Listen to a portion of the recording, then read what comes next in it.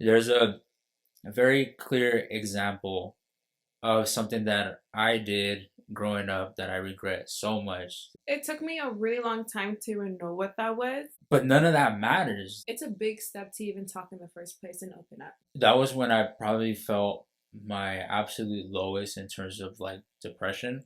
It was by far the lowest point of my life. It's like a big fuck you to your body and to your mind. Today, we're here to talk about mental health. It's a topic that I've been wanting to talk about for a while now, and today, with the help of my friend Lily, we finally get the chance to. I just want to say thank you to everybody for sticking with the podcast. I really appreciate every single one of you tuning in. Just really quick before we start, I want to make it clear that neither Lily nor myself are we in any shape or form psychologists or therapists. We are simply here to voice our opinion through our own personal perspective and experiences. Thank you. All right, guys. As promised, we are here with Lily. Okay, yes. Yes, That's my yes, we name. are here with Lily. How are you, Lily? I'm doing good today. How are you doing? I'm alive and well, thank you. Tell us a little bit about yourself, Lily. I'm 19. I'm a college student. I work at a gym and I go to a gym. Like I mentioned, I am a college student. I'm really into sociology right now, but I'm really into mental health, so I'll see where that takes me. Just want to know why people think the way they do and act the way they do. Why did you feel inclined to be on this episode when I asked you? My mom is very big on mental health, and she even told me herself that she always wanted to be a psychologist. But of course, things happen and she couldn't really have the chance to get into school like that. So at a very young age, I've always been into mental health, and it's a topic I could talk about like for hours and hours, and it's such a like broad topic and there's so many things to it. I just love talking about it, and I think it's important to talk about too, especially like with those you surround yourself with. So, It's a very, I mean, now it's more mhm. talked about than before, but I feel like even now it's also more important to talk about it than ever before. Especially like, I don't mean to make this about gender or anything like that, but growing up male, I'm sure myself and any other male growing up has heard terms like, man up or like be a man and things like that, just being manly. And like, we're all conditioned as males at least to, not to kind of hide those feelings, and I will get into this in a second, but I was always one to mask those type of feelings. And the more you grow up and the more you experience, you realize that that's just not healthy overall, and it's almost impossible to bottle it up, which is why some people do reach a certain point where they cannot take anymore. There are different things that we want to talk about today. We do want to focus on the our personal experiences as well as coping mechanisms and different types of depression and anxiety as well. A very common form of depression is seasonal depression, which is also properly known as seasonal affective disorder. Have you ever suffered from seasonal depression? It took me a really long time to even know what that was because growing up, I would have like certain waves, and I would always think to myself, why do I feel like this during the winter time? Why do I feel like this? Why do I feel like different in the summertime? Until like a friend told me like, hey, we have this thing. There's a thing called seasonal depression, and I learned about it in school as well. And I'm like, oh my god, like I never knew this happened. So yes, to answer your question, I did. So you've experienced it both in winter and summer? I mainly noticed like a difference in my emotions and how I handle it and how I feel towards certain things when it comes to winter and summertime. In the summertime, I for sure see a difference in my mental health, like more of a positive turn. Okay. And the winter time, it's more of a decline because I'm not outside as much. I don't go out as much, and just like I'm okay with the cold, but I'm for sure more of a summertime kind of person, so it kind of makes sense. I was reading that approximately like 5% of people in the U.S., adults in the U.S., suffer from seasonal depression. So it is very, very common. Now, it's more common in the winter, like you said. Mhm. Um, I have suffered from it in the summer. I don't suffer from it during the winter, and it's less common in the summer, but it is also a thing. So if you ever feel your mood changing and everything going like in terms of like your mental health like deteriorating in the summer, that might also be the reason why. It is, like I said, less common, but it is a thing. I noticed that I had seasonal depression in the summer starting in like high school, Hmm. and I just always associated it with like, oh, well, I'm not in school anymore, like summer vacation. Like I was supposed to be happy, and for some reason I wasn't, and I was like, maybe I just miss my friends, or maybe I just, I'm so used to my routine that now that I'm in the summer, I have all this free time. Like I just don't know what to do with it. But as I kept growing older, and once I was actually diagnosed with it, it turned out to be seasonal depression in the summer as well. What age did it specifically hit you? If I can So this was in ninth grade when I was in ask. high school. So if I'm not mistaken, I was about 14, 15 years old. And like I said, we all go through things growing up. So not every time you feel sad is going to be depression. Let me just make that clear. So I don't want to Hmm. make it sound like I was depressed my whole life, because I wasn't. But when I first noticed that it was for a prolonged period of time, and specifically noticed the pattern in the summer, um, it was when I was in freshman year of high school, which was around 14 years of age. That's one thing like I find so interesting because I am learning about it in school as well. Like the different age groups. Because with me, since I am into therapy, I've been asked, do I want to do like younger kids, teenagers, or adults or couples? And I'm more fascinated into teenagers, even though I am one myself. But I think that's Well, you're almost over the I'm almost there. I'm almost there. almost over the cutoff. Oh, why is it teenagers specifically, if I may ask, or what is it that intrigues you more about teenagers? Probably because it hit me the most when I was in high school. In middle school, I suffered a little bit with anxiety, but I didn't know what it was because I mean, I'm only 11, 12, and I'm still learning, like, I'm still figuring myself out. And I never want to be like, oh, I have this because you can't really self diagnose yourself because, like you said, it's a very serious topic. It's a very broad thing. And I've always been interested in teenagers, probably because I have a little bit more of a better understanding with them. And one thing that you mentioned earlier with like mental health on men, my brother, he was my biggest support system, and he was the one who introduced me to the whole idea. He's like, as a guy, it's tough because you have this whole expectation on yourself that you have to man up and you can't talk about your feelings, and if you do, you're sensitive. You're sensitive, and you know that life goes on. And he was the one that gave me more so like the idea, and he introduced me like with the idea when he was a teenager, and that made me more interested in teenagers' mental health as well. May I ask you the same question? When is it that you realized what you had, or that you were diagnosed with it, or either or? I first started experiencing things when I was 11. I remember the exact moment when it happened. I was in sixth grade. I was, I think, my history class, and I had difficulty breathing. I had a lot of pressure, and I didn't think of it because you're like, oh, this can be anxiety. But then I noticed like a decline on how I will talk to other people, my thoughts, and like I said, you feel like you're in a box and you can't get out. But I didn't know what it was. I didn't really talk about it because like I said, I didn't know what it was. But until I believe the age 14, that's when it hit me the most. And I didn't seek professional help until I was 15. It started at 11, but I didn't really take it seriously until I was like 14, 15. Yeah, and I feel like that's a thing that a lot of people do, like in the sense that you kind of think it's one thing or another, and you kind of brush it off. Which, Yeah. again, you don't want to, like you said, you don't want to self-diagnose, because you don't Hmm. want to say, oh, I have anxiety, or I have depression, or I have this and that, when you don't know what you have.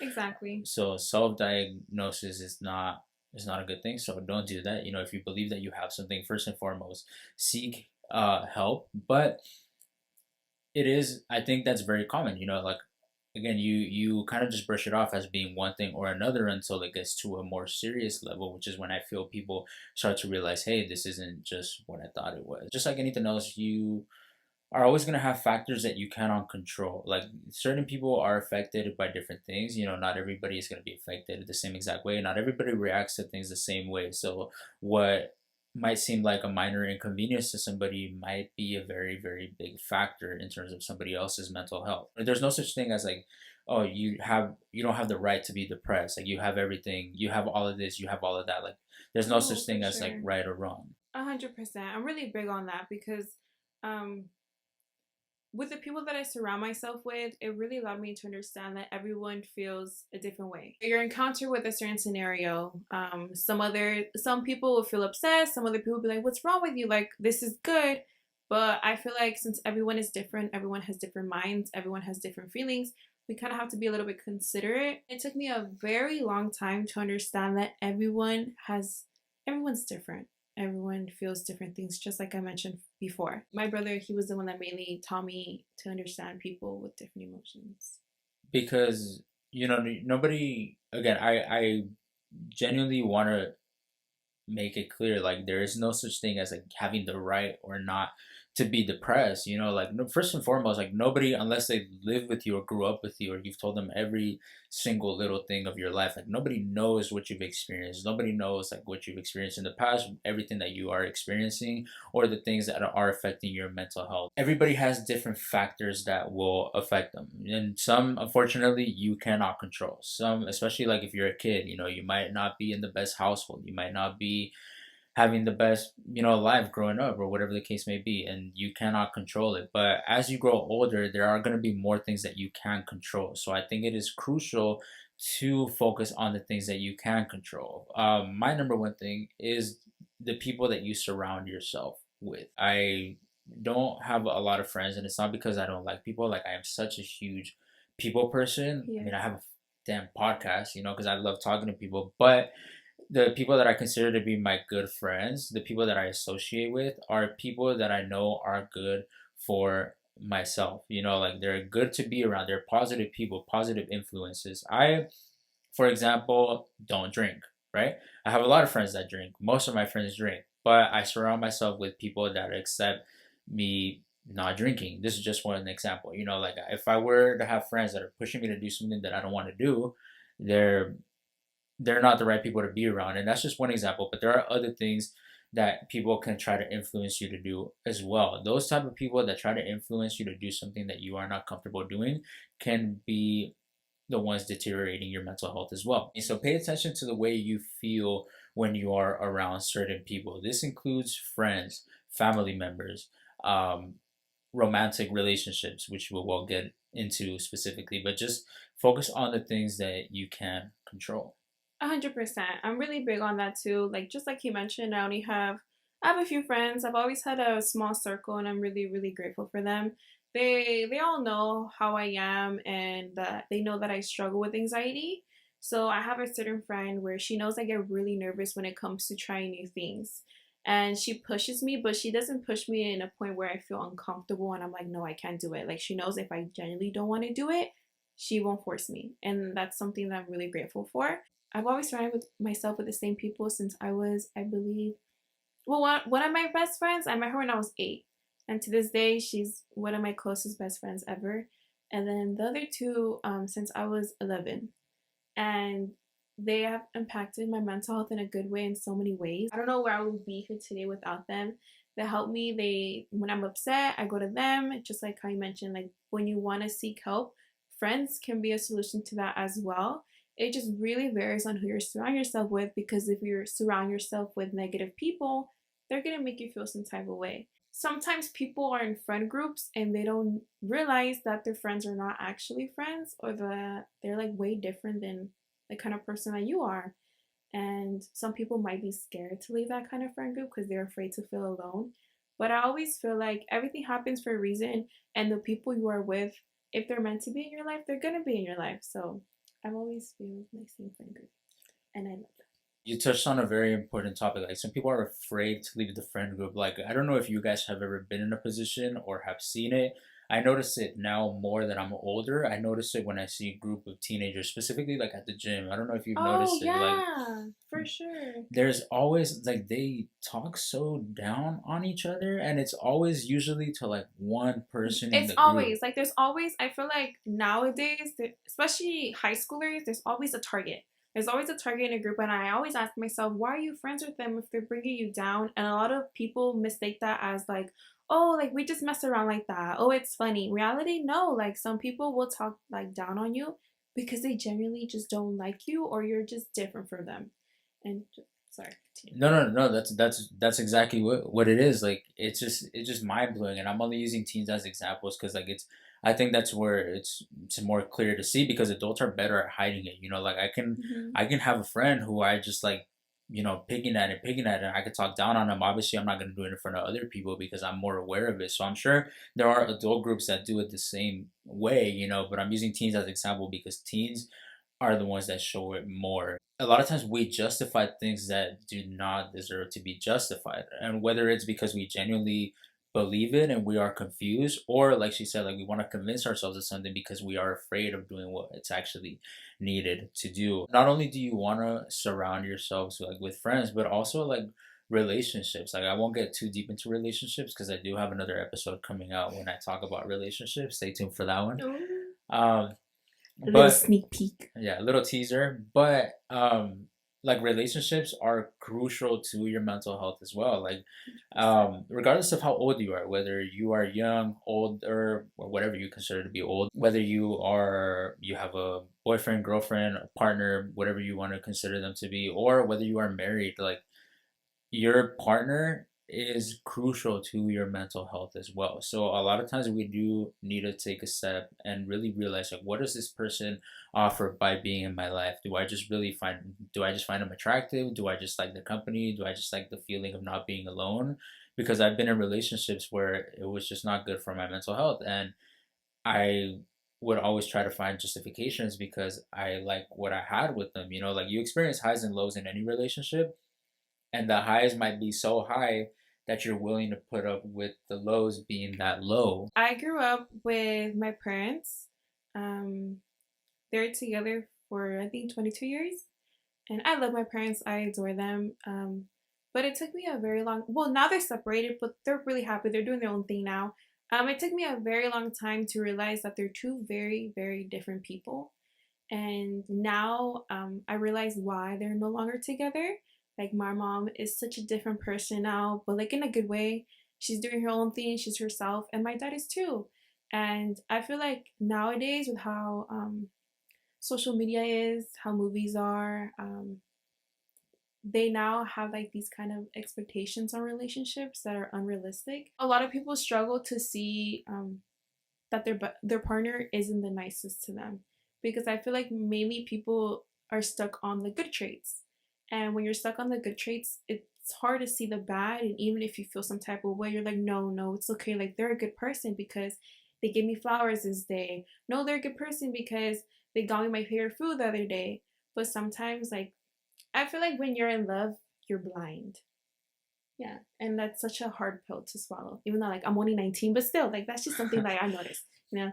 Yeah. Well, I know you're only 19, but like some people, like I said, like people experience things differently. So Hmm. you being 19 doesn't take away from what you've experienced. You know, like maybe you've experienced more than somebody that's like 28, 29, 40. You know what I mean? Like, Hmm. so just just to put that out there as well because a lot of times people will be like, oh well, what do I know, I'm only this age, but it's like, you've experienced what you've experienced regardless of your age. But going back to that again, I don't want to dive too deep into relationships because every relationship is different. Hmm. So we're just speaking on in general terms right now. But if you have a partner that a lot of people or a lot of friends of yours or people surrounding you don't seem to gravitate towards or don't seem to like, maybe put some more thought into why, because they might all be onto something. Maybe they're all just haters. Maybe you're right. Maybe the person you're with is perfect and they're all just haters.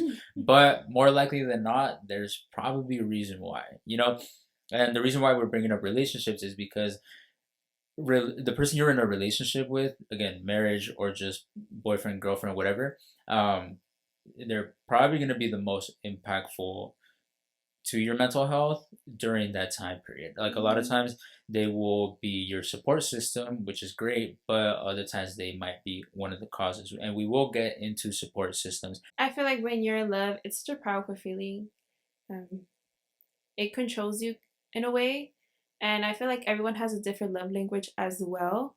So you have to understand what your what your own way of living is. And when your partner doesn't give you that back, it can mess you up a lot in the head.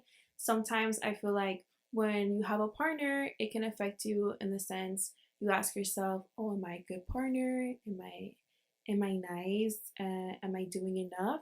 So it for sure can have a really, really, really big impact on your mental health. So I agree with what he said.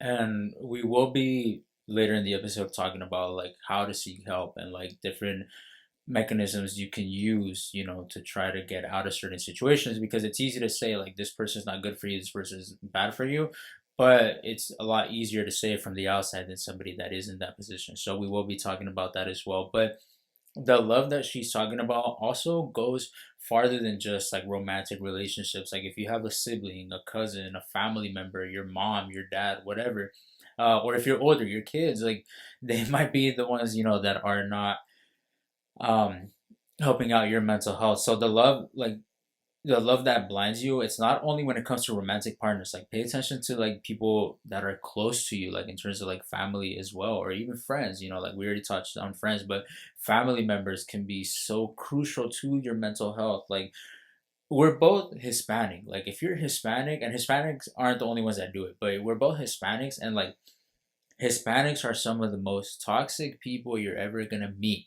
I love being Mexican. I love being Hispanic. I love everything that comes with the culture. Mm-hmm. Hispanics can be really shitty people Mm-hmm. and can be very deteriorating to your mental health. Like I think we've all seen memes. I don't know if you've seen memes like about how parents or like people will like find like your biggest insecurity and they'll make that like your nickname. Oh, I know. And like putting you down is such a humorous thing to them. Yeah.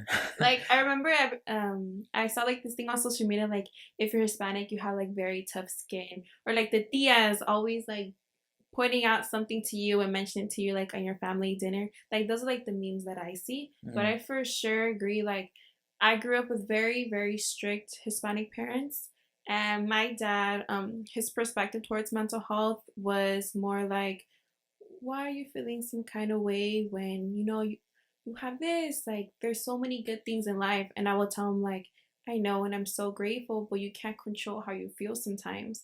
And my mom was a little bit more open about it, but I just wouldn't really talk about it with her too much. It was just mainly my brother really allowed me to be a little bit more open-minded and to understand feelings a little better. But no, for sure, because he would tell me like, being a man in a Hispanic family is really difficult because one, um, like we mentioned earlier, mental health on guys. And no, yeah, they can be mean sometimes, but it's just how it is. Yeah, and like there are so many memes because and it's funny to look back on because like you're like, oh, like I can relate to it, but it's again like people can make fun of me, like people make fun of my height. Like I'm at this point like I don't care, like make fun of whatever you want. Like I guess you can say I have thicker skin or whatever, but like we said, like everybody's affected differently, so I can have somebody that I can joke around with and sure like we can take it, but if I just talk that way to everybody or like a family member regardless of who they are, like they talk to me that way, like the way I react, if they talk to Lily the same way, like she might be more affected. You know I what I would mean? cry.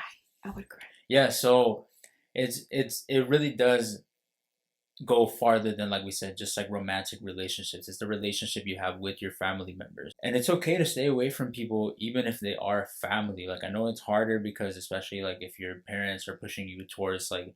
We got to be in touch with the family. Like, family is blood, this and that. Mm-hmm. It's like family is blood, but not everybody deserves your time, your effort, your love, and even to be called blood. So pay attention to the people surrounding you as well. On the other side of the coin, you don't want to be the one that's doing that to other people, whether you're a friend, a family member, or again, a partner. Like, you don't want to be the one deteriorating somebody else's mental health. Now, the reason I Mm-hmm. bring it up is because there's a very clear example of something that I did growing up that I regret so much. I used to have a friend. I won't say his name because I don't want to put his business out there. Um, we used to ride the bus together. Like we used to ride the bus together, and we would all make jokes. Like him and other people that we had, like we would all make jokes about like in middle school, like, oh, you're gay, like you're gay. If you do this, you're gay. If you do that, you're gay. And that was the thing. It's Yeah, just like that was the thing. everything's like gay, right? And it's like at the time, like he would joke about it, I would joke about it, like I would laugh about it, and we're all like, oh, like it's Hmm. fine, But it's like, guess what? Like he's gay. So now I look back and I'm like, all those times we were laughing about it, like all those times we were joking about it, I'm like, how did he really feel? And like, I had no type of intention. Like, I've always been supportive of gay people, of gay rights. I've always been supportive of the LGBT community. But none of that matters. Like, none of that matters. I can be like, yeah, I support you, but I'm over here calling you gay or making jokes about you being gay. Like, I had no malicious intent behind what I was saying, but like and I was in middle school, so I was what, 10, 11, 12, whatever, however old I was. But so I was old enough to know what I was saying, but I had no malicious intent behind it, that I didn't think about it. And I wasn't the only one that would say it. Like all these people that you would hear it growing up, like, oh, this is gay, you're gay, like how gay, you know what I mean? And I would be one of those kids. And so I genuinely just look back and like it almost makes me feel like I want to apologize to him, you know what I mean? Because I don't know what type of damage that caused. Maybe he was so used to it that he just brushed it off, Yeah.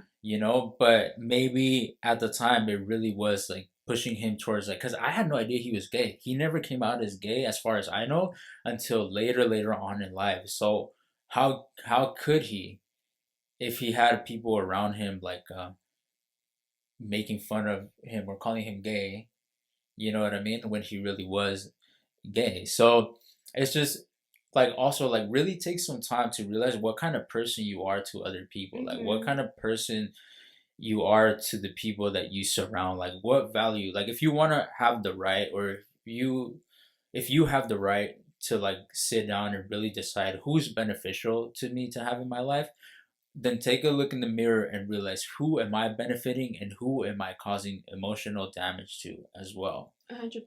No, for sure. I always tell myself like it's you versus you, and there's always something you can always like improve on. Like yes, I love to preach about mental health, but I'm still working on it.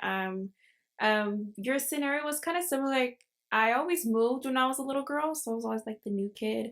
I always wanted to fit in, and I remember in middle school. I remember sixth grade. I would always say the jokes that other people would say, be mean, but I never thought that was like a wrong. I never thought that was wrong. I never knew that could affect people. But now I'm just like, oh, like you're gonna like you kind of cringe a little. You're like, what was Hmm. wrong with me? Yeah. But you have to tell yourself too, like, oh, like now I'm growing, I'm learning, and I'm bettering myself by being more considerate with what I'm telling people. Because to this day, I'm still working on myself. No one's perfect, but the only person that can change who you are is yourself. And like I said, there's always things you can improve on with yourself. And sometimes we get too little, like too much into our own little world that we forget the impact we can have on others. And especially when you're going through something emotionally. Like when I'm going through something emotionally, sometimes I can distance myself, especially to those who are trying to help. And I forget that it can be mean, and I forget that they're trying their best and they're just trying to be my emotional support, and I'm pushing them away. It's like something bad that I really like. I do. It's so bad, and I forget that other people are human too, and that they have feelings. And yeah, you just have to be more considerate for sure. Another thing is that you don't necessarily have to understand everything that somebody else is going through, but you do have to respect it. So, for example, if Lily goes through something, like Lily said, she's sensitive, right? I may not be as sensitive, or I may not be as sensitive to the things that she is sensitive to. So, if she is venting to me, or if she asks for space because she's going through this or through that, I don't necessarily have to understand it. I just have to respect it. So that ties in to, again, like people having the right to be upset at whatever makes them upset. You literally just have to respect it. Whatever somebody is going through, you'll never understand unless you're in their shoes, but just be respectful of what it is that they're feeling. Yeah, for sure. Like sometimes when you want to talk to your friends about something, I'm not talking about like my friends. I'm just talking about like what I've seen. Some people are afraid to talk about their feelings because they feel like their friends are gonna call them like overreacting. They're gonna be like, "Oh, you're doing too much," or just simply judge them, which is such a big thing that I see now, especially like in younger kids, like high school, middle school, and I still see it here, like in college. But that's for sure. Like you just have to respect it, even if you don't agree, because everyone's different. Everyone has different opinions. Even if you don't agree, like you have to respect if someone is venting to you, because that means that they trust you, and it's a big step to even talk in the first place and open up. So for sure.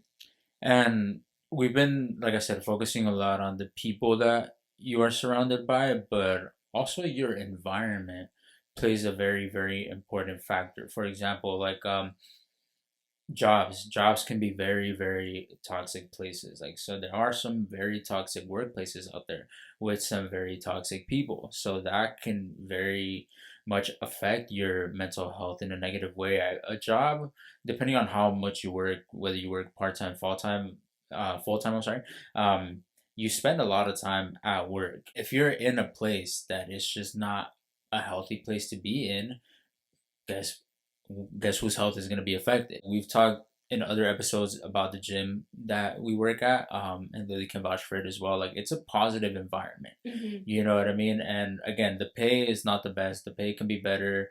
You know, the work itself, like just like any other job, you deal with certain things that you might want to not want to deal with. But the reason why it's such a positive place to work at is because there is no toxicity, and that makes all the difference in the world. So environments can be very, very detrimental as well. 100%. So when I was in high school, I had a part-time job, and it was going pretty good, but it did affect me because I felt like I needed a little bit more help.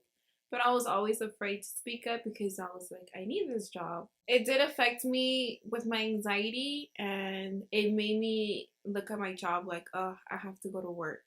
And it made me struggle in high school a little bit with my grades. And when I left, I didn't want to work. I didn't want to work because I was scared to work again. It made me view work as something scary until I found the gym where I still work on now. And this is the longest that I worked at a job. I've been working there for a little bit over than a year. And I love my job. Like, yes, just like you said, like the pay could be a little bit better, but I don't view my job as a job. Of course, I still do my part and I treat everyone with respect, but I view like my coworkers as genuine friends.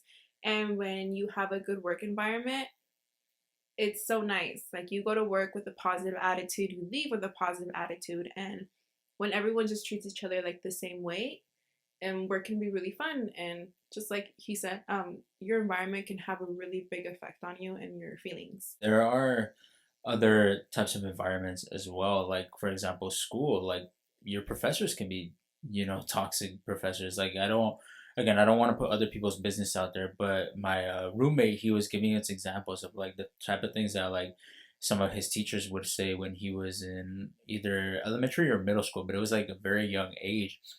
And again, I don't know if the professor was doing it with malicious intent, you know, if he was genuinely just trying to put him down. But once again, he was like making comments that kids, you know, can be sensitive to. And sometimes the older you get, I realize it's less okay for you to be open about what you say. This ties into what we were talking about earlier, how kids kids are allowed to feel whatever it is that they feel. Like kids, if a kid is crying, they're gonna get tended to. You know what I mean? If a kid is angry, the parents or whoever is taking care of them, they're most likely gonna try to make them happy again. They're gonna try to explain to them.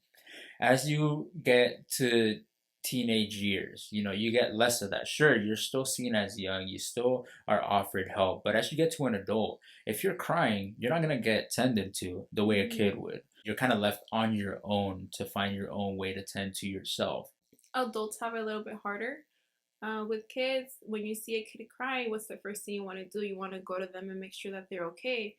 But if you see an adult, you're like, oh, that he or she is just doing too much. That's just something that I see so common now.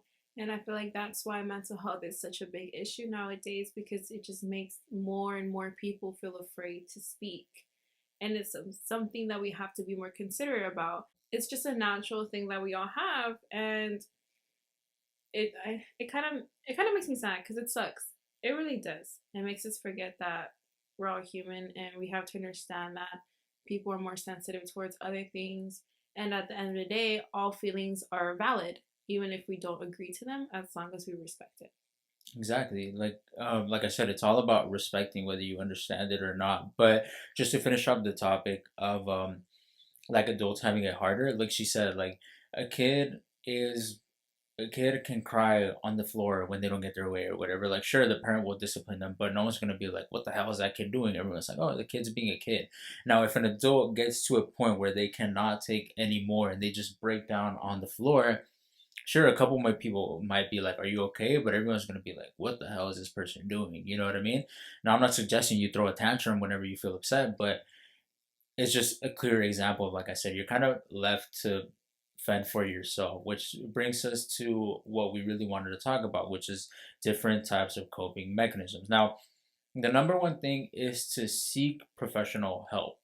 You know what I mean? Like, seek professional help, whatever is available to you, whatever resources you have, and I'll put some links in the description below of some sites that I believe can be helpful. But professional help, there's nothing like professional help. You know what I mean? Like, those people, they they genuinely have good intentions. Now, they've studied it, they know more than I know. With that being said, not everybody is open to taking professional help, and that's okay, as long as you genuinely feel like you have other coping mechanisms. Now, coping mechanisms can be in different shapes or form. For example, one of my coping mechanisms when I was at my absolute lowest was during the uh, beginning of the pandemic, during the year of the pandemic, 2020, when everything was just shut down. We were not allowed to leave our homes. That was when I probably felt my absolute lowest in terms of like depression. It was by far the lowest point of my life. I don't want to come on here and tell a sob story, so I won't go into details, but it was just the lowest that I've ever been, to the point where like I had to reach out to people and I was like, what can I do to still want to be here? That time coincided with a lot of different factors. It coincided with the pandemic as well, which did not help because on top of everything that I was going through, I was alone, like physically alone. You know what I mean? Because I could not see my friends, because I could not see my family, because I could not be surrounded by the people that may have made a difference in my life. And at the time, I was living with my mom, and it was just me and my mom living in an apartment. And my mom herself had a lot of problems as well. So I was her support system because my brother lives in the Bay Area. My brother would do his part, obviously, but he can only do so much being so far away. I was living in the same household as my mom. So, her going through her own stuff, I felt like I was the only one. I was literally the only one because her immediate family was not offering help, and I was the only one that can really be her support system. So I was trying to be her support system while trying to balance my own mental health, my own problems, like everything that I was going through. You know what I mean? So that just put a heavier toll on top of all the weight that I was already carrying, and it brought me down a lot farther, to the point, like I said, where I had to reach out to people and ask them like, what can I do? Like, people that I know have gone through similar stuff, and I was like, how did you do it? Like, how did you get out of that hole? Like, how did you convince yourself to still be here? I had to find different coping mechanisms, and it all started very small. It all started with me playing the piano. Now, the love that I have for the piano, and I'm sorry if I'm going on a rant, No, but it's okay. the love I have for the piano started during the pandemic because I actually felt at peace when I played the piano. Now,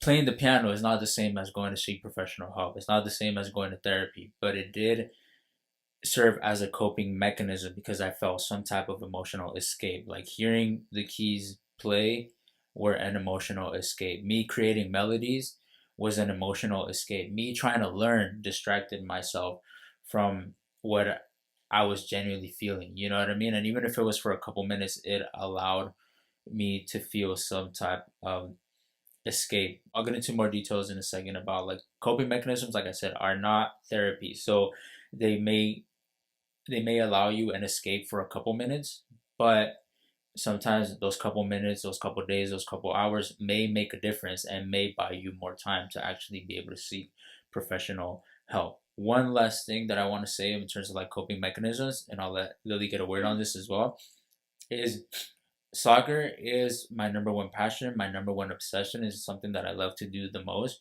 But it's not only because it's soccer, it's genuinely my number one escape that I have. Like me going to the field, and even if it's not a soccer game, like me going to the field, like that's when I feel at peace. That's why I'm so set on making time. Like I have games to go to, I'm gonna go to those games. Like it's the number one thing that I have. Like my schedule is busy. I'm busy trying to balance all the other things that I'm working on. Let me make time and ensure that I have time to do something that allows me to have that emotional release. I would have different coping mechanisms at different ages. So when I first started having anxiety in middle school, I couldn't really find a coping mechanism because I didn't even know what I was feeling. So at that time, mm, I wouldn't really have any hobbies. But when I entered high school, that was probably like my lowest when I was 15 or 16. And at first, I tried professional help. I did therapy for a little bit, but I've noticed it's not like bashing therapy. I like therapists at all. I just know that every therapist works differently. So the one that I had just wasn't the best fit for me, but it doesn't mean like, oh, like don't go to therapy. I feel like therapy is a really, really good for everybody, regardless of what you have. I think it's important to talk. So after therapy, I told myself, let me find something else. So I wanted to find a distraction. So what I did sports in high school, which is like the number one thing that I've always looked forward to. So I did three sports. I did soccer, volleyball, and softball. I did soccer for the most part. I did volleyball for I believe my sophomore year and junior year, and it helped me so much because it was my number one escape, just like you mentioned with soccer. It made me forget how I felt, but it didn't it didn't cure my anxiety, but it allowed me to still see the good in life. So I always tell myself like, yeah, distractions are good, but if you put your feelings to the side too much, you're gonna get stuck with them at the end of the day. But that was for sure my coping mechanism. And then when high school finished, I was like, I don't know what to do with myself. And then I got into a low point again. And then I told myself I need to find something new. So then I went to the gym. And never would I have thought that I would fall in love with the gym because I would always feel like running as like a chore or doing weights as a chore. But now I have to do it. I have to do it. I make sure I always make time for it regardless of what I have to do. It's something where I feel at peace. It's something where I feel good about myself and I tell myself um, I accomplished something. And not only does it make me feel confident physically, it makes me feel confident mentally as well. And I feel like everyone needs to find a coping mechanism. And sometimes we tell ourselves, oh, but I don't like this, I don't like that. You never know until you try it. And once you do, you might end up falling in love with it. And then once you stick to something, you're gonna keep doing it and doing it, and then you're gonna see like the biggest effect it has on you. But just like he said, it's not therapy, it's a distraction. So your feelings are still there and they still matter, but it's nice to do something that makes you get away from that. We emphasize that it's not therapy because again, we're not saying like skip therapy and just like learn to play the piano or find a hobby. Like no, but coping mechanisms can be really good, especially when you find yourself in a place that you feel like you cannot get out of, or maybe you physically don't have the means to get out of. Like we talked about how households can be very toxic, but you might not be in a position where you can just pack up your things and leave. You know, you may have nowhere to go. So it's important to have some type of coping mechanisms. I think coping mechanisms, like finding a coping mechanism, can also help prevent things. Right now, I am not suffering from depression. I am not suffering from anxiety. I'm fortunate to where things have been going very positive in my life. But there is a lot of stress that I'm putting on myself by trying to balance so many tasks at once. But like I said, I do have soccer as an escape. So I play soccer about 5 times a week, you know? And I genuinely believe that that also contributes to me not developing other forms of maybe not depression, but some form of anxiety or some other type of deterioration to my mental health by trying to balance so many things at once. And so I feel like that's also important, not just once you feel depressed or anxious or suffering from something. Also, just I think it's just part of having a healthy, balanced life, making times for things that you enjoy, like giving yourself something to look forward to. That's why people have different hobbies. People like to paint. I've painted before. I don't say that's one of my hobbies, but I've painted before. People like to draw. People like to collect things, and I never bash on people's hobbies or anything like that. One, because it's none of my business, and two, because you never know. It might be more than just a hobby. You might be like, well, why does this person collect seashells? It's like, okay, whatever. But to them, it might be like the whole act of like going to the beach and just Mhm. being near the ocean and collecting seashells and bringing them back home, things that make them feel like they're close to a safe place. It might be a lot more than what you actually realize. That actually reminded me of what I used to do when I was a kid. Since, like I mentioned, I would always move. Like, I'm from Florida, and then I moved to Virginia, and then I came here. And when I came to California, I lived all over California. Um, I didn't have much friends, so it was always just my brother and I. And my brother, he's the one that taught me how to draw. And so I would always do little drawings, and it was something that I would look forward to, something that would make me forget where I'm at, what I'm doing. It's just me and drawing. And my brother now, like, he tells me that he loves to draw, he loves to paint, and so does my dad. So that was my brother's coping mechanism, and I told myself I need to find a hobby that I like. And now, I still do the gym, but another coping mechanism of mine is going out with your friends, going out or doing things by yourself as well. Like right now, I'm learning how to love my own company. So I go to the beach at night, only nighttime because that's what I mainly like. Coping mechanisms are super important for your mental health, and it's all about taking it step by step too, and figuring out what you like and figuring yourself out too. Because I feel like one thing that you mentioned earlier with being your emotional support, being your emotional support system for your mom, it can, I feel like now it's kind of hard to be someone else's emotional support system, because when you're too invested in trying to help somebody and trying to be the answers to all their questions, you can lose yourself. You can lose who you are. And then once they're fine, you're like, oh my God, what do I do with myself? Like, I'm now back into this really dark place. I don't know what to do. I don't know what I can do to help myself. So I feel like it's also big to know that yes, you can find a coping mechanism, you can seek help, but you have to remind yourself that mental health is such a heavy, heavy thing that you can't expect someone to fix you. The only person that can fix you is yourself. And of course, like, professional help can help you, but the only person who's in control of yourself is you. Trying to be the one to help everybody, because I like helping people. Like Lily likes helping people. Like everybody, well, should like helping people, Mm-hmm. but you can only do so much. Like she said, like just be sure to not lose yourself or give too much of yourself to people. Like no matter how badly these people need help, like it's not your job. Like it really isn't. Like it may seem fucked up, but it's not your job to do so. Like you don't want to kill yourself for trying to save somebody else's life. I know that sounds extreme, but it's genuinely what it does. Like you don't want to deteriorate yourself to the point where like you save somebody else, but now you've screwed yourself over. And at the same time, on the other side, you may be in desperate need of help. And I pray and I hope that everybody has somebody near them that's willing to lend a hand. But just remember, the world does not revolve around you. So you cannot, like she said, force in a way somebody to help you out. I genuinely hope, and I'm sure most people do, I hope everybody has somebody willing to lend a hand.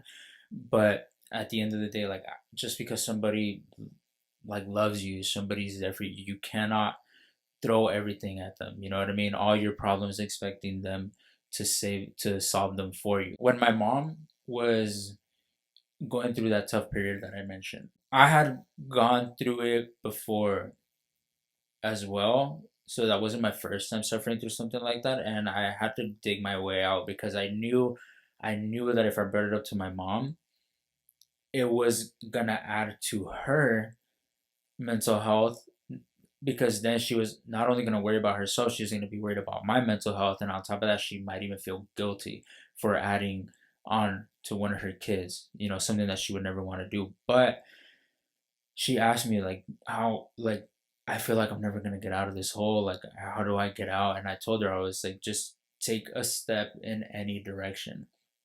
Because I was like, just take the first step, take the first step. She's like, I don't know what that first step is. I was like, take any step. So my advice to anybody is take any step, take a step in any direction. Because if you're in a hole, if you're stuck in one place and you feel like you can't get out, take a step in any direction, whatever direction that is. For her, I told her, I was like, join a class, like join something, get a, because she works on her own too, so she doesn't have coworkers. You know what I mean? Like, I was like, get a job, like even if it's a temporary job, like where you're around other people, where you're actively doing something. I was like, join the gym. Like the first time I ever suffered from like severe depression, I joined the gym. I joined the gym not knowing what to expect, but I was like, I need something. I need a coping mechanism. I need something that's gonna get me out of this. So I joined the gym.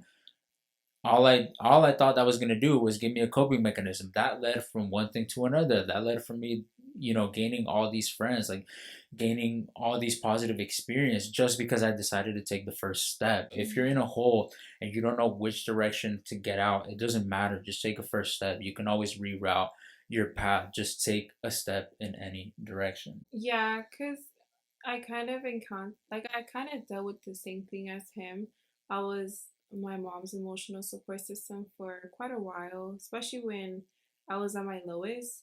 And it's really hard because you never want to put any more stress on your parent when they're already going through their own thing. But it's hard to hide your feelings sometimes. Like he said, his brother was in the Bay, my brother was at college, and I didn't want to put that pressure on my brother because it's not his responsibility. Thankfully, my mom's okay now, step by step. And the first step was taking care of herself, like doing things for her. Right now, my mom is very big on makeup. She's big on her hair. She's big on her nails, like little things like that. And that put an effect on me because now she's very big on like doing things for yourself, like self care. So little hobbies that you can do, like taking the first step, because she never thought that she would get out of that dark place. It's always taking the first step. Like hers was going out with friends. I never would have thought I would see my mom going out with friends, but now she loves it. Not only does it help yourself, but it also helps the bonds that you have with other people. Because I feel like when you're going through something, it affects your personality in many ways, and then it affects the bonds and your friendships and the connections you have with others. Your mental health is not, it doesn't just affect your mental health. Like it might, like the number one thing I think it can affect is your relationship with other people, or your ability to even communicate or have relationships with other people. Mm-hmm. I It can also affect like your job. Like if you don't take care of yourself, like if you don't make sure you're okay first, the things around you most likely won't be okay either. Even if they're okay like temporarily, like we said, like coping mechanisms are temporary or can be temporary. But if you don't genuinely solve the problem or attend to the problem the way it needs to be, things may always come back. Other things can be affected, like people have lost their jobs due to mental health, like people have lost loved ones, people have lost like relationships, like people have lost their homes because like these things just get so big and so out of control, you genuinely lose control over these situations. So it won't only just affect the mental health. Like I said, taking the first step can lead to many, many great things. Letting yourself fall even farther can lead to many, many other things in the wrong direction. I'm gonna talk a little bit about like anxiety since I do deal with that and I still deal with it and I'm still learning how to go through it. With my anxiety, I know everyone deals with anxiety a different way. For me, I have anxiety attacks or I have like little episodes. I had my first attack when I was, I think, 15 or 16. And I didn't even know it was an anxiety attack until my doctor told me. So basically, how it went down was I think I was home and I felt like a pressure on my chest and I couldn't breathe and my thoughts were like blank. Like you don't even know what you're thinking about. And you don't know what to do because when you're in that kind of moment, you don't know what you're thinking, you don't know what you're seeing. And thankfully my brother was there, so my brother calmed me down. he played music for some reason. He played music. He put like this upbeat music like song, and he hugged me and he told me everything was gonna be fine. And from that day, my brother kind of had to learn how to make sure that I'm with somebody when I have my anxiety attacks, because for me personally, I cannot be alone when I have an attack. Especially when I have a really severe attack. I need to have someone like holding me or just making sure like I know someone is next to me by grabbing my hand. Like for example, my friends, they know that I have anxiety when I like go like this when I rub my hands. So they always hold me like, I'm not saying like hold me like cradle me like a baby, but like just like do this to me, and they're like you're fine, and that's all I need. That's all I need, and then I'm like okay, like I'm fine. Like this is reality. I'm fine. So now I have better controlled my anxiety attacks. Back then I will get them every day. I had a time where in high school I had like 80 absences. I think it was my junior year. I still deal with it, but I'm getting much better. When I go through it, my brother no longer lives with me, so I call him. That's my way of seeking help. I call him, and he's one of the few people that know how to calm me down. But I always remind myself that it's not their responsibility to better or fix or calm down my anxiety attacks. They're just there to help me. I mainly go to my brother or go to my best friends. I rarely go to my mom when I have an attack because I don't want to put any pressure on her, because I feel like everyone is going on through their own thing. It sucks. It's like a big fuck you to your body and to your mind. Sorry, mom. You can't control how you feel. You can't control any. Since I've had anxiety for such a like for since 12, 11, 12. I now know when I'm gonna get it, and I try my best to do something to prevent that. For example, I cannot be home for a long time. I love to go out, and my mom knows why I love to go out so much. So when I feel like an anxiety is like coming, then I go out. And since now I can drive, I just go somewhere. I literally just go to Starbucks, I drink something, and then I'm fine. That's my way of like a coping mechanism as well. Instead of always constantly calling my brother, because he's a grown man. He has his own things, so I can't always depend on him for that. I think like she said, like she knows herself now. So I think learning what works for you and what doesn't, like, is very important as well. And I think that can only really come through time. You can research and all that stuff, but certain things work differently for different people. So Mm-hmm. just pay attention to like what works for you, what doesn't. I cannot be in one place for that long either. Like I cannot sit in a classroom for too long, like, which is one of the many reasons why I don't go to college, because I cannot sit in a class for that long. When I did go to college, I would take the classes that were no longer than about an hour and 20 minutes, because I cannot do any more than that. I get physically like antsy, like being in one spot. That's why I have a job that doesn't require me to stay in one spot. I don't want to say it's anxiety because I haven't been diagnosed with anxiety, so I don't want to self-diagnose like we said, but I've learned that about myself. So again, just pay attention to things that affect you, things that don't. It's just little things like that that I picked up on myself. Like, don't put yourself in a position that can cause these types of things as well. Just know you're not alone, and that mental health matters. Just make sure you surround yourself with good people, and it's good to be observant too. And remember that there's professional help, there's coping mechanisms, and try something new. You might end up falling in love with it. It's you versus you.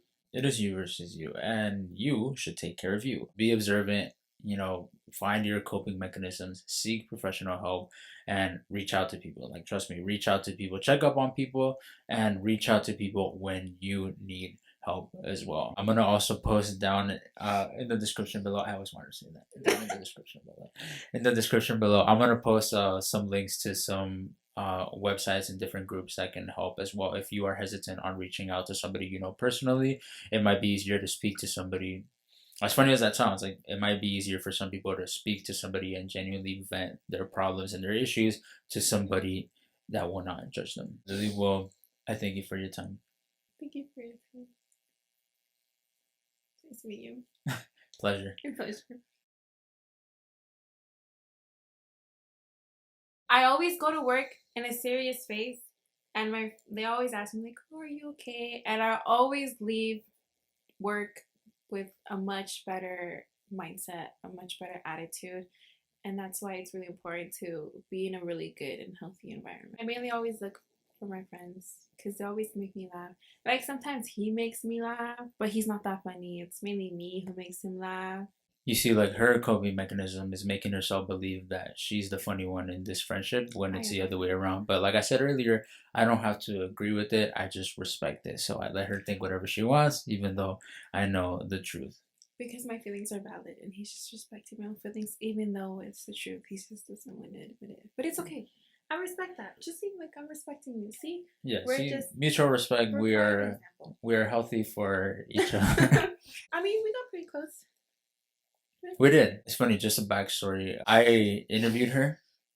So she works at the gym because she was friends with Kaylee. You guys all know Kaylee.